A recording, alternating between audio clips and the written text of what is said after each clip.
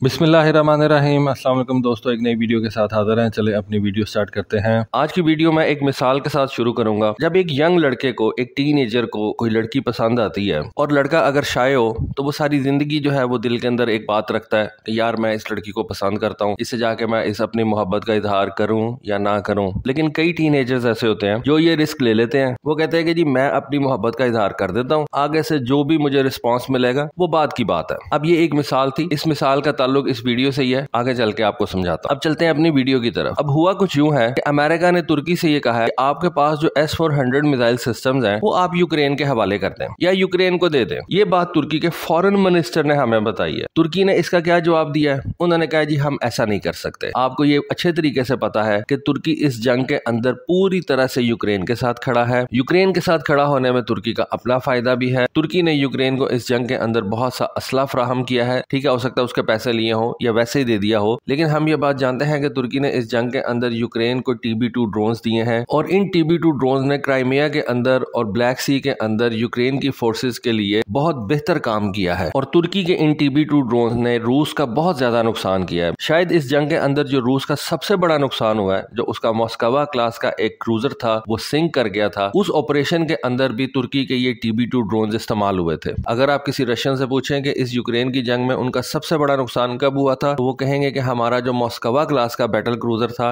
वो सिंक कर गया और ये रशियन नेवी का सबसे बड़ा नुकसान था। शायद रशियन नेवी का नहीं, पूरे रशिया का सबसे बड़ा नुकसान था। और उस ऑपरेशन के अंदर यूक्रेन ने ये TB2 ड्रोन्स इस्तेमाल किए थे। तो इस तरह से तुर्की ने यूक्रेन का साथ दिया है। लेकिन अब तुर्की के फॉरेन मिनिस्टर ने अंकारा में लोगों को ये बताया, प्रेस को ये बताया कि अमेरिका ने हमें कहा है कि आप अपना S-400 air defence system Ukraine के हवाले कर दें। अब किसको नहीं पता कि ये S-400 सिस्टम जो है ये रशिया का बनाया हुआ है। तो क्या अमेरिका ये कहना चाहता था कि आप ये S-400 सिस्टम यूक्रेन के हवाले कर दें और यूक्रेन इस S-400 सिस्टम को रशिया के खिलाफ ही इस्तेमाल करे? तो तुर्की के फॉरेन मिनिस्टर ने कहा कि ये हमारी सॉवरेनिटी के खिलाफ है कि हम अपना एक वेपन जो है वो किसी और मुल्क के हवाले कर दें और उस वेपन के ऊपर किसी और मुल्क का कंट्रोल आ जाए। अब यहाँ पे मैं आपको ये बात कहना चाहता हूँ, जो मैंने आपको शुरू में मिसाल दी है, कि आपके अंदर इतना कॉन्फिडेंस होना चाहिए कि आप एक लड़की को जाके अपनी मोहब्बत का इजहार करें, भले ही वो आपको घास भी ना डाले, लेकिन आप अपने दिल की बात तो कहें। तो अमेरिका ने भी बिल्कुल वही चीज की है। अमेरिका को पता होगा, 100% पता होगा कि तुर्की इस बात पे इनकार कर देगा। न सिर्फ तुर्की इनकार करेगा बल्कि रशिया तुर्की की बैंड बजा देगा कि हमने आपको S-400 सिस्टम जो है वो इसलिए नहीं दिया था कि आप उस S-400 सिस्टम को कल हमारे खिलाफ ही इस्तेमाल करें। और ऐसा हो भी नहीं सकता। जब किसी कंट्री को एक वेपन दिया जाता है तो उससे कोई बातें जो है वो मनवाई जाती हैं और सबसे पहले तो उसमें शायद ये बात मनवाई जाती है कि इस वेपन सिस्टम को आप हमारे खिलाफ कभी भी इस्तेमाल नहीं करेंगे। तो अमेरिका ने भी बिल्कुल उस लड़के की तरह एक कॉन्फिडेंस अपने अंदर शो किया और तुर्की से जाके ये रिक्वेस्ट कर दी कि आप ये S-400 सिस्टम जाके यूक्रेन को दे दें। कॉन्फिडेंस की तो दाद देनी पड़ेगी अमेरिका की। अब इसके बदले में अमेरिका ने तुर्की को क्या देना था? डेफिनेटली अमेरिका ने तुर्की से यही कहा होगा कि अगर आप हमें S-400 सिस्टम दे देते हैं या यूक्रेन के हवाले ये कर देते हैं तो हम आपके ऊपर से जो सैंक्शंस हैं उनको लिफ्ट कर लेंगे, हम आपको नया और जदीद असला जो है वो फराहम करेंगे, F-35 फाइटर जेट के जो प्रोग्राम था उसके अंदर तुर्की को वापस जो है वो इंडक्ट कर लेंगे। वैसे मैं आपको एक बात बताऊं,